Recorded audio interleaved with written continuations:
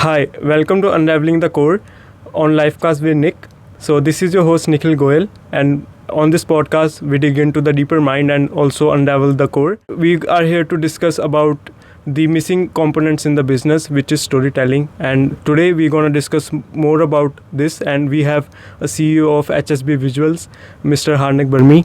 Welcome, Harneak. How are you? Thank you, Nikhil. It's great to see you. Great to see you. It's been a long time since we last connected, and getting the opportunity to come out and sit down and have this conversation with you, I think is very timely. It's very relevant. Yeah. So thank you for having me on. Yeah, sure. It's my pleasure to have you, and your insights are really good for the audience, and I think it will be really good podcast though. So tell me how you started everything. Well, that's a very long story. I'm going to try to keep it short for the audience so they get the best parts and the most relevant parts. So it was when I finished university. I was in this situation where I was thinking about doing many things, because as a young person you have this desire to do so many things, but in reality it's always best to find one skill that you can master and get really good at. So I have always had an interest in creative arts and putting together some kind of narrative. And my desire was, when I first started, it was more getting into photography. So we're talking like 2000, I say 18 or 19 is when I first started getting into that. I did a lot of landscape. Okay. I even created, those boards. You know, you go to HomeSense and you see a lot of those artwork, right? Yeah. I created a lot of landscapes like that, and I sold a lot of those. So in 2012 you are saying, right? 18, sorry. So I think in that time the AI was not into that boom. So I think the photography and videography was like more natural and more good, right? It's a very good point. A lot of the people, they actually cared about creating organic art. Yeah. Something that you knew it was done by the artist. Yes. Right? And that's what I'm saying. Like I put together a lot of, there was like canvas pieces, the things you would see on the wall. Like let's say you're designing a room, you would see like a landscape of a lake or a mountain. I did a lot of that when I first started, right? Then I got into the portraits and doing more portrait work. I was trying to experiment. What was I good at, right? What I like doing. And then I got into video production. Okay. And that was a big shift because video today, especially in 2026, video is the number one way that you're able to connect with your audience on a human level, because they get to hear you and they get to see you, like the way we are now. Yeah. And the thing is, not a lot of people know how to use it effectively, right? So that's the conversation that a lot of companies are having today. How do we use video so that it's actually beneficial for our brand? And when I say beneficial, I don't mean just like for leads or for sales. I'm talking about how can you build a brand that when you look at the logo or you think of the name, it brings a kind of memory to your mind, right? Like when you go to, McDonald's, for example, you see the logo, you have a feeling about it. There's a feeling that you have. Yeah. People know what it's about, right? It has a story back in the mind. Like, for example, what I know about McDonald's is there was a person who started it, right? And he made a logo. There came through different logos of series of logos, right? Mm-hmm. So I think it all comes from a story, which you're going to discuss about, right? Absolutely. Yeah, the story is what matters. And the concern is that people don't always understand how to put a story together from beginning to end that actually compels your viewer. Mm-hmm. So, and now today that's what I do. So I work with mostly B2B companies. Okay. Mostly with executives who they're struggling with this aspect of storytelling. Okay. So that's my main focus right now. Okay, so if the person don't know about your business and it's not very creative, or he wants to get into company like your HSB Visual, so how would you suggest him? Like, what are the criteria and stuff? Well, criteria is, I think from many years ago, it's different because the demands have changed today. Okay. So if somebody wants to join or get into an industry like this, it's not so much about knowing the like how to actually, let's say, film or put together something on camera. We can always train. Like, the main thing that people need to understand is how to think creatively. Lots of people come into an industry with so many skills, but the main skill that requires a lot of work, and it requires you to be adaptable, they don't always have that. So in this industry, it's the ability to think. You need to be a creative thinker. You need to always allow yourself to come up with new ideas. So whether that's reading, whether that's listening to other industry influencers, maybe it's traveling and seeing different cultures, like, you need to always keep your mind fresh. Okay, so the follow-up is, don't you think the creativeness you mentioned is taking over through the AI? It is. And it's not a good thing. Yeah.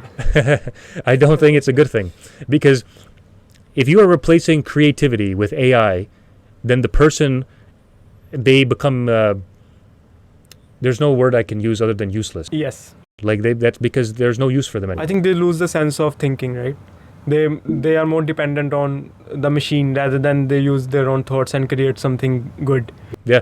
There's people that, they use ChatGPT to come up with ideas. Yeah. So when they present an idea, you can see where they got it from. The way that it's written, I can tell that this person did not write it. Yep. Because the way they speak and the way they're writing is two different things, right? So I know that instantly, if somebody is using AI to create a script, or even, like, let's say, for example, when we talk about video, just compare AI video to a traditional video. People are not dumb. They can see the difference. Yes.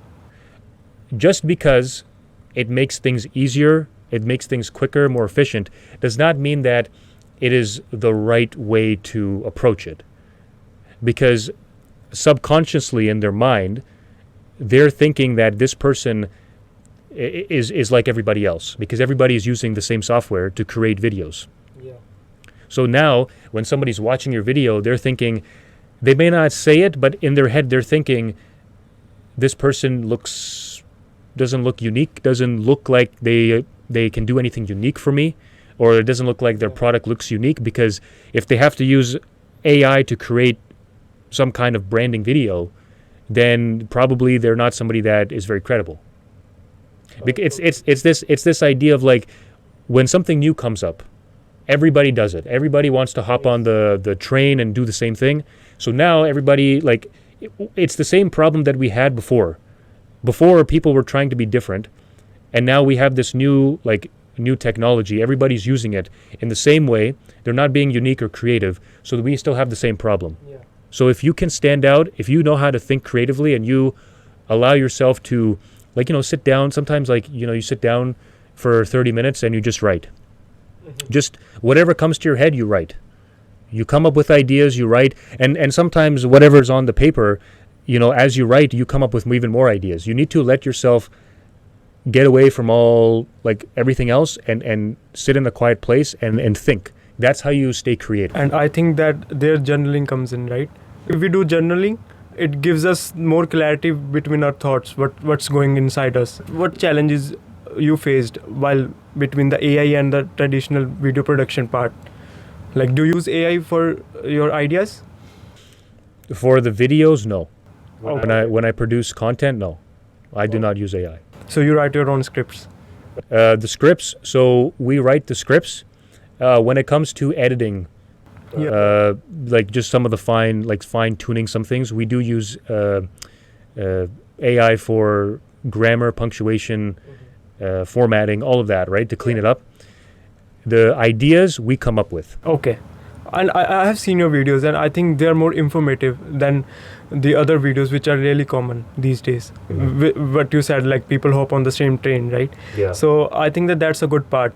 So if you don't mind me asking, what's the videos you've seen that you're referring to? These videos, you put the videos on the storytelling on LinkedIn. Most of the videos I saw are on the LinkedIn, and one of the video which I saw was I think related to your friend, maybe, right? Mm-hmm. You gave your example of the friend. This was AI? Are you talking about the AI video? I think it's on your YouTube channel, I guess. Because I talked about, actually the one video I spoke about was, I spoke with a person who was concerned about AI taking over, not her job, but her like friends and family. Yes. She's very young. She's in her early 20s. And when I spoke with her, she was very passionate, right? By the way, I met this person in a store. Okay. Right? So just to let you know, like, she was carrying a book that I read, and I saw the book and I just said, hey, that's a really good book. If you're thinking of buying it, I recommend it. So that's how the conversation started. And she told me about her job, what she does. She works in logistics. It's a new position that she started. And her concern was that AI is going to take the jobs of her family, her friends, people that are older than her. So she's in her 20s, but like people who are like maybe 50s, 60s, right? Like in that age. But they've been in the industry for so long. So her question was more of like, it comes from an ethical standpoint, a moral, ethical standpoint, because she is like, how do you let go these people who have given so many years to the company and now AI is replacing their job, right? So I made a video on that because the way I thought about it was, sure, AI is ever evolving, and there's a lot of changing parts about it. But the truth is, 30 years ago, when let's say your grandparents, it was their time to leave the workforce, because your parents they were getting into it, like they're very young, getting into it, and so the market it rewards adaptability. So your parents had the skill to get into the market at that time. And now, 30 years later, it's now the young people's time. Yeah. It's a cycle. So there's always something new that comes up, and that requires new skill set, right? So again, not everybody's going to like the truth, but the truth is, if you're not able to adapt, it's like the old idea where you're at the train station, the train is here, and you either choose to get on, yeah, or you stay. But either way, the train is leaving. Yes. So you have to make a decision. Are you going to be adaptable? Are you going to learn new skills? Are you going to be the one that continuously evolves? Or are you going to stay behind? And that's a choice. It's a choice. There's, you have the option. So if you choose one or the other, it's up to you. Yeah. So what do you think people in the business these days are making a mistake of, like, people are more focusing on the algorithms running PRs, negative or positive, but you missed the point of like storytelling. Like, what's that one mistake businesses are doing these days? I think there's hundreds of mistakes that they're making. Okay. But if because we're on the topic of storytelling, the one issue I find, and I think you mentioned it, algorithm. Too many people are focused on trying to please the algorithm. Okay. They're trying to make their content work with the algorithm. First of all, the thinking is wrong. And I tell you why. When you create content, okay, you are creating content, and the content you create is supposed to be what your audience wants to see. Not what works with the algorithm. The algorithm is simply how the audience is feeling, right? Their feeling, their interest, where does it lie? Yeah. So people who focus on the algorithm, they are not thinking the right way about their content. They need to focus on making sure the content is the best it can be. Yes. Okay, so I'll give you an example. There's a guy out there. His name is Chris Do, and he runs a company called The Future. He has millions and millions of subscribers on YouTube. One of the most, I would say, like when it comes to marketing and sales and business entrepreneurship, he has a lot of great takes. Okay. He does this a video series. It's called Man on the Street. Okay. What that means is he takes a camera, he has a microphone, and he goes on the street, and he's asking people basically like a simple question. one of the questions he was asking was, how much do you make in an hour? Yeah. Right? So he's going to, these are people he doesn't know, right? Anybody on the street, whoever decides to respond, he goes to them and he's asking these questions. And here's the purpose of it. When people watch that content, they're not sure what the other person is going to say, because you're not planning, right? Like when you go and ask somebody on the street randomly how much you make, you don't know, that person might say something. They might walk up. They might not even say anything. They might walk by. Yeah. They might not even say anything, right? So the reason that content works is because at the beginning it creates tension.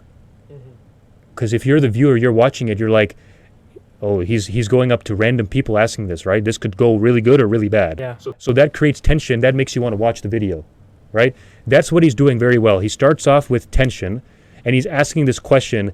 It's an open-ended question because anybody can answer a different answer, right? Yeah. But the purpose of it is we want to get people to engage in conversation. So it's like a conversation starter. It's a conversation breaker. These kind of videos do very well. Now, I'm not saying you need to like get a camera and go on the street and ask questions. What I'm saying is when you create content, understand how people think. People want to see something that interrupts their day. It's a pattern interrupt. It stops them in their tracks and like, whoa, what is this, right? You need to get their attention, but you also need to keep their attention throughout the video. So you can't just have a great hook. You have to like, throughout the video, you have to create new hooks and new hooks and new hooks. And that's what keeps people watching. Here comes the new, like the trends, right? One trend which I saw recently was no civic sense. Like people these days, they have no civic sense.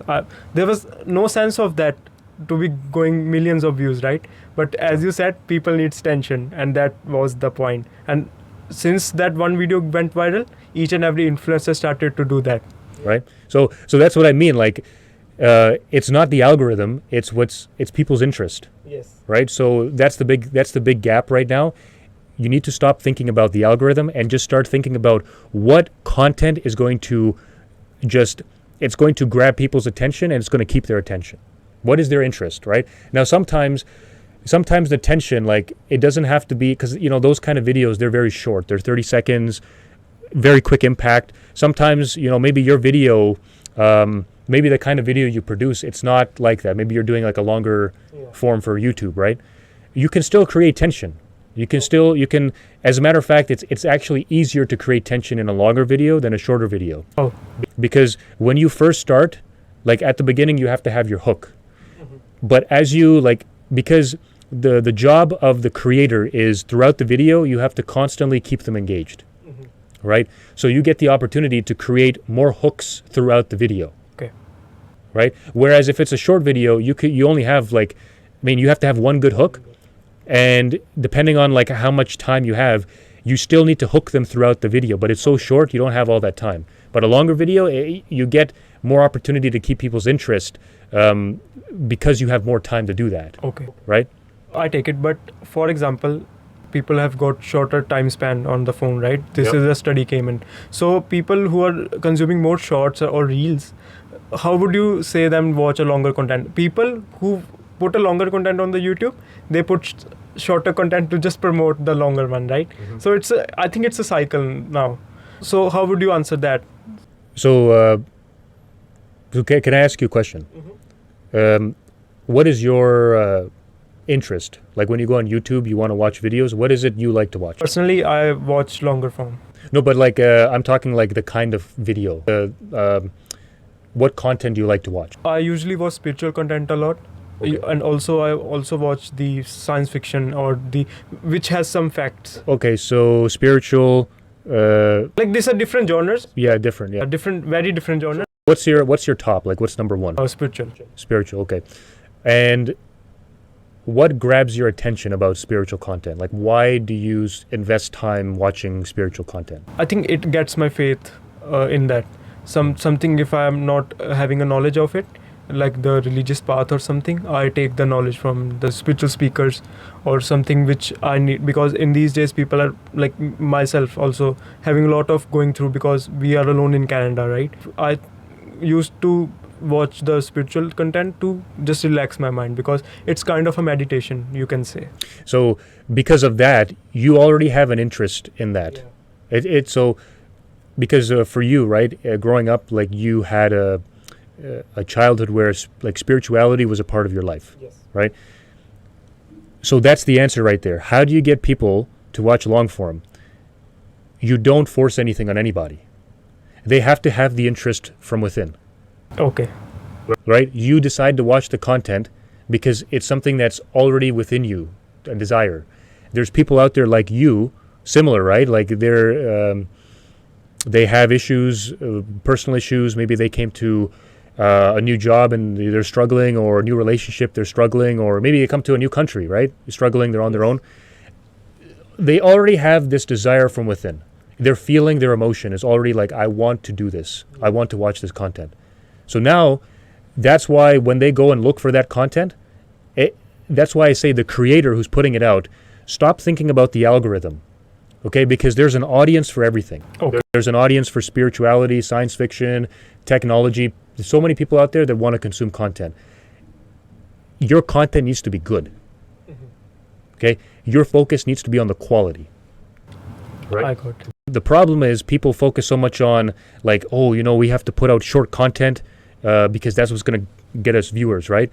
Sure, you can do that, and I would encourage you to do that because, yes, that's very true. The problem is people sacrifice their quality, for the formatting, for the algorithm, right? So that is a big misconception, I should say, that people have, is that they think that they have to manufacture interest.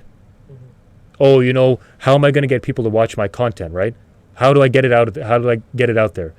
You're already thinking in the wrong way, right? First of all, you need to know, am I an expert in what I do? Do I do my stuff great? Because if you don't, your content is not going to be great, right? I talked about Chris Do, right? And you guys can search him up.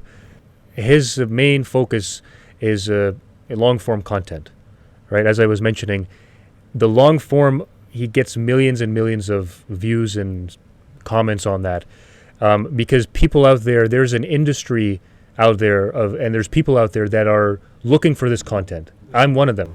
Okay. So when I sit and watch his content, I go from beginning to end and I take notes, right? So like I said throughout the entire show here with you speaking and asking me the questions, I've always said the same thing, and I'll continue to say it because it's the more we say it, the more hopefully people start to understand.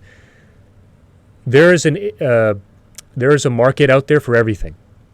Your mission is to be the best at what you do. Find what it is specifically that you're great at within this big industry, because marketing is big, right? Like there's different, you could do like brand marketing, video marketing, journalism, like there's different marketing. Do good in one area and produce content on that. Okay. And make sure you're doing a variety. So don't just do long form, but do short. You can, written content as well, text-based, do everything. Okay. Because it all works. But always remember, it's not the algorithm that's going to help you. It's your creativity and your skill set that's going to help you. Okay.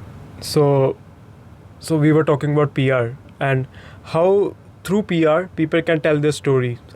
For example, give an example of your project which you recently did, and how, if I am a client, I have a company, how would you create a PR with the storytelling? I think that would be a really good point to add in. Absolutely. So my top 3 industries I work in, healthcare, law, and renovations. Okay. These 3 industries, I've noticed, I would say more so for law, there is a lack of storytelling. Because the legal industry, it's all about facts, it's all about numbers, it's all about logic. So they do not focus so much on storytelling because they think that it doesn't work. Okay. And that's another misconception. So I recently, this actually was, we had this conversation not too long ago. I think it was about a week and a half ago with the owners. So we're working with a firm, and they are a firm, they're North American wide. So Canada, US, not just Canada, right? So they're starting to be more global. Their issue is they don't have messaging on their Instagram or Facebook other than like pictures, like like they put statistics. Okay. Like, so did you know and then they put a statistic with a photo, right? That stuff, I mean, they're getting maybe a couple likes on those posts. Nobody really sees that. Okay. So their issue when we first spoke was, how do we create a campaign where we can get more visibility? Okay. Now their goal was not like we need to use social media so that we can get more clients. And again, that's another misconception people have. They believe that social media should help them get more leads and clients. Yeah. That is not the purpose of social media. Okay. I tell you the truth. It's probably going to make people like flip their thinking and think that I'm saying something that isn't true. But if this is how you think, like if you thought this your entire life, like social media is meant for sales, it's not. Social media, when people decide to go on Instagram, like you go on YouTube and you're watching spiritual content, right? Imagine when you're watching it, in the middle of it, there's an ad that comes up. Yeah. Like, how do you feel? I feel weird. Because it interrupted your video, right? It's an ad trying to sell you like whatever, like deodorant, water. I don't know. They have so many Mostly different. the Temu ads come in. the best time, right? Throw it in a video where you're watching it on spirituality. It's so think about that. If you feel that way, imagine when someone goes on Instagram and they're scrolling and they see like they're trying to build connections with people. Okay. I want you to think about social media in a different way. How we connect as human beings, face to face. When we see each other, we connect, we speak, we talk, we get to know each other. Usually when it's like a first conversation, we don't get into like business and sales. Like we don't do that because it's awkward, right? So apply the same thinking to social media. People go on social media because they want to connect with people that are like them or something that reminds them of them. Something they like, they enjoy.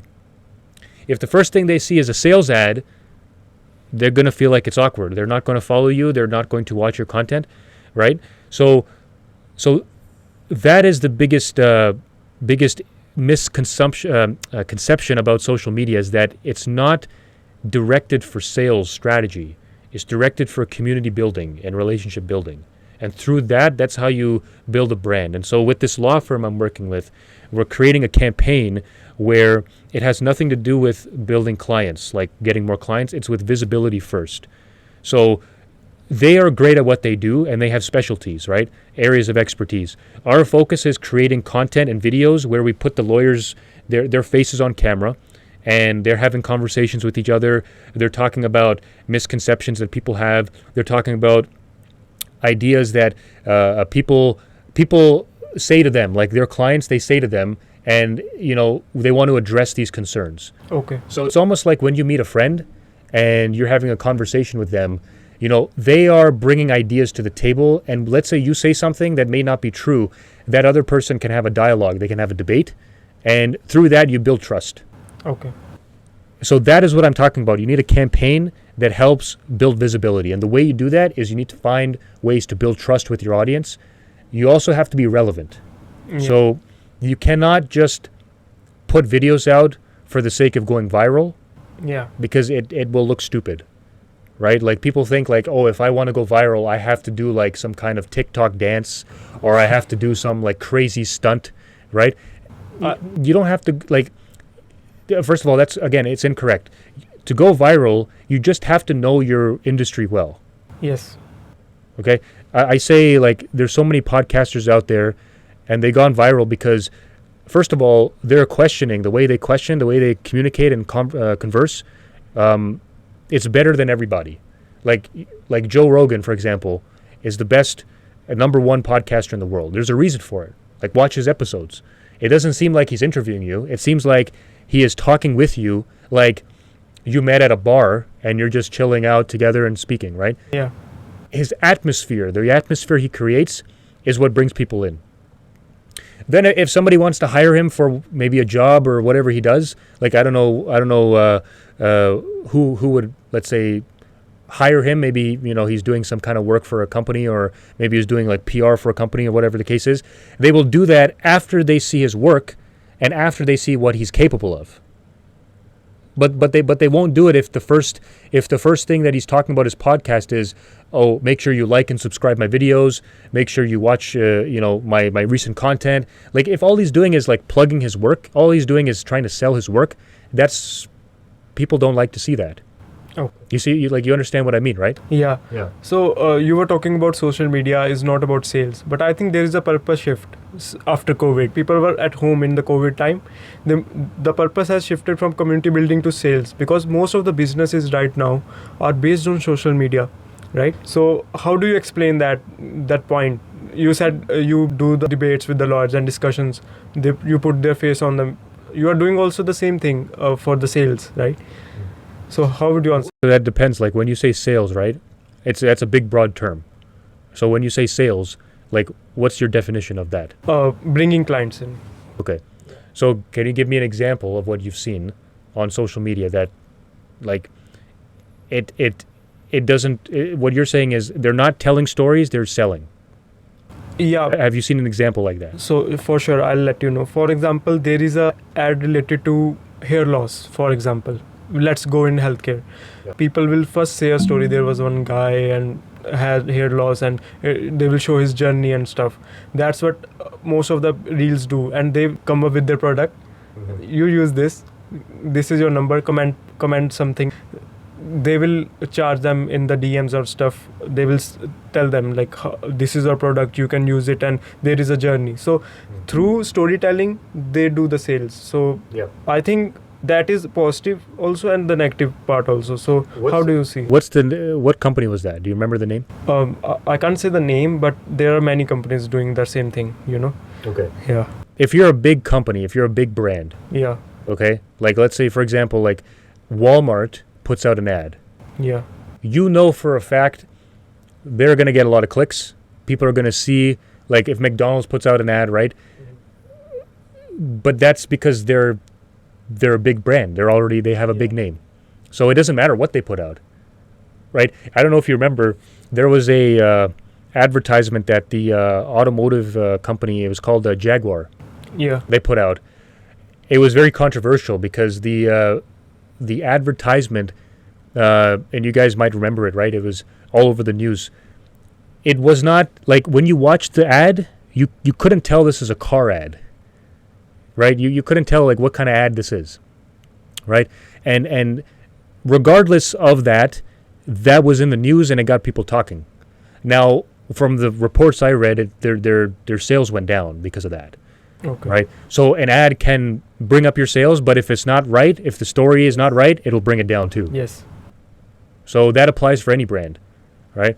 If McDonald's comes out one day and they do one of these like sketchy kind of ads that when you think of McDonald's, you don't think of that. Maybe they take a hit, but for the most part, because McDonald's is like that established brand, it's not going to hurt them that much. Yeah.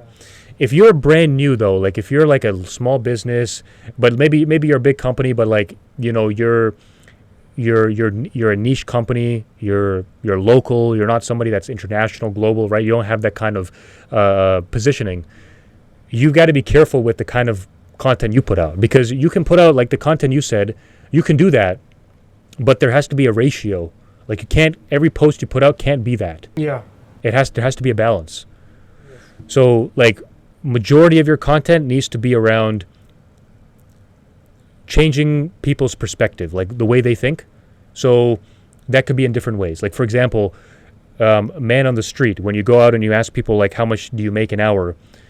That is a kind of content that changes people's thinking, because depending on how the person responds, it'll determine, how it is that you think of that question, right? Like, maybe you might think and say, well, should I charge by the hour, or am I charging too less? Or like, it's going to make you think differently.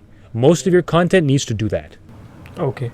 And then you can have some bits of content that focus on what you said, like the storytelling into the advertisement, like the story to sales, because that is also important, because the viewer needs to know that this is a company that sells a product or sells a service. So these days, there is a lot of business pressure. For example, if you have a client, there is a business pressure and client is putting a pressure on you that we need the sales but how do you manage the creativity and the business pressure at the same time? How do you balance it? So always remember this. The client hires you to do the job, right? So there's been lots of instances where the client thinks they know more about the thing you're doing than you're doing, than you know what you're doing, right? So I'm going to use example of renovation. When you hire somebody to renovate your space, if the client is constantly telling you how they think this should be done, you need to understand the way that they're saying it. Okay, they don't have the experience you have, and they don't have the understanding that you have for the amount of years you've been in the industry doing what it is you do. Yeah. So you said, how do you balance creativity and the business side of things? This is a business first, right? We're doing this because we're making money, right? We're doing business and we want to make sure the job is done the right way. There needs to be clear communication. Usually if somebody, I've never had this before, right? But usually if you're working in that kind of industry, if you're in a renovation company, people will trust you. If they've seen your work and they see what you do and you're good at it, they'll trust you. But if there's ever a time where they don't do that and it's kind of hindering your process, usually you want to understand that from the get-go, from the beginning, you want to know that so that you're not wasting your time with that client, because usually those are the clients that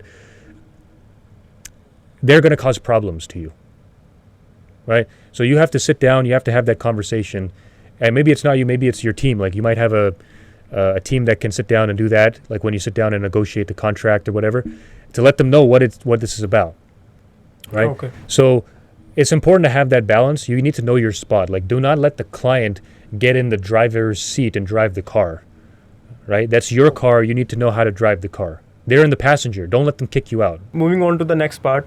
So how AI affects the short form content and also the storytelling behind it? How you say? Yeah, sure. So I know we spoke about quite a bit on the basically, can you give a good example of storytelling? If you can give the example, I think our viewers might know how a story would work in behind the advertisement. So I was working with so basically they're a packaging company. They package they do cell phones. So they bring in devices like cell phones, laptops, and what they do is they package them up. So a lot of their content is showcasing the product, right? New showcases, and they sell this to companies who will then sell it to the consumer. So it's a B2B business, right? They showed me it's funny because the guy that I was talking with, he showed me a video of AI because he said one of his friends runs a coffee shop. Yeah. And the deliverable was put together a video of the coffee, the show, showcasing the product, how it works, right?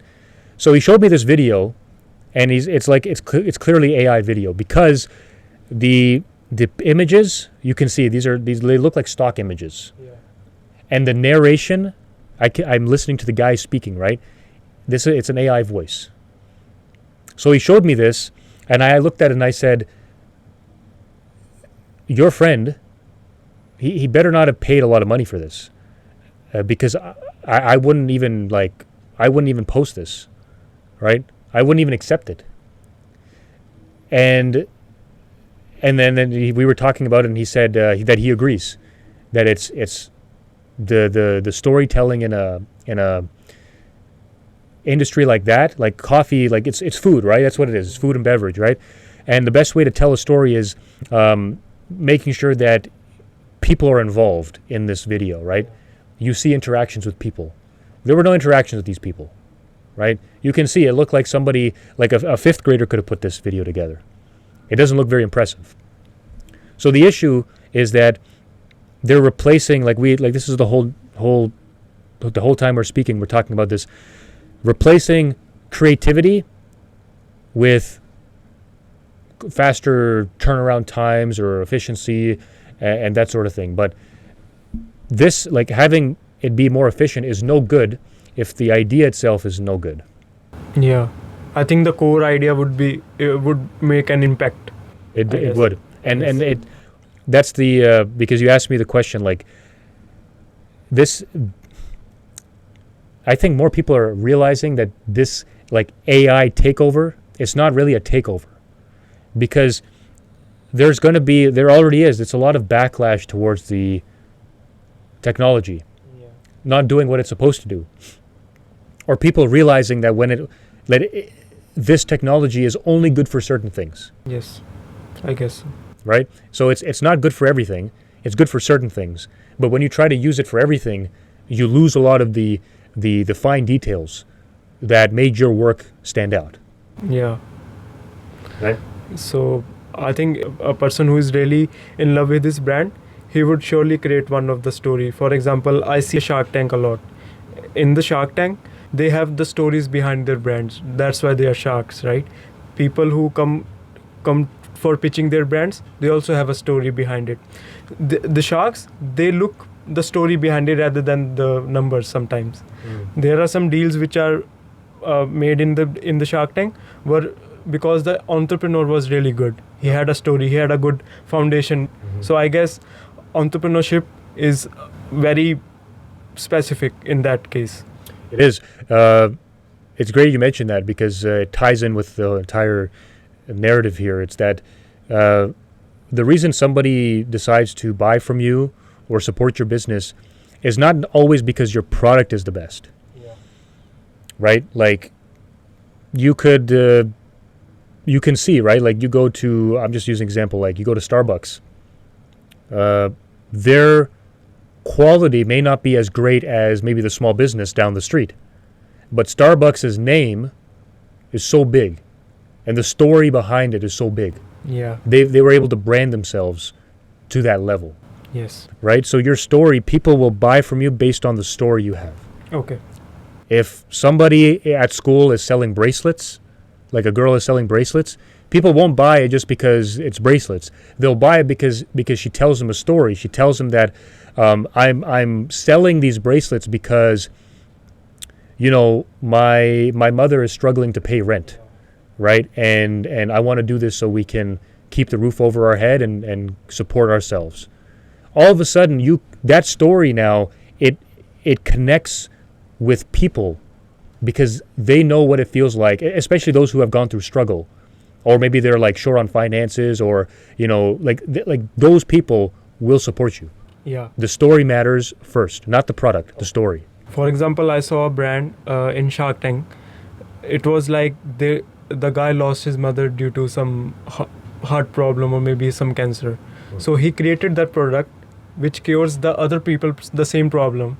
And that story hit the sharks a lot and they wanted to support in that story. I think that part is really good. If I build a business tomorrow, I will see like what kind of story I can pitch before pitching my numbers, right? Absolutely. I think that is a great part of pitching a business to investors. I will end off with one thing just to make sure that people know this. So when you get into any kind of industry, any kind of business, always remember the work that you have to do at the beginning is going to require you to focus a lot of what we spoke about. So doing the basics, coming up with a story, branding it, and making sure the content you put out is the best content. If your focus on getting into business or any kind of industry is that I need to make lots of money, you're going to fail before you even get started. Yes. Your intention needs to be right. And if your intention is wrong, then this is not for you. I just want to make sure that people know that your audience knows that. Yeah, and I think your insights for social media, like the one which I will take it with me, social media is not for sales, it's for a community building. I think that purpose people needs to see and they need to focus on that, like it's for community, not for sales, right?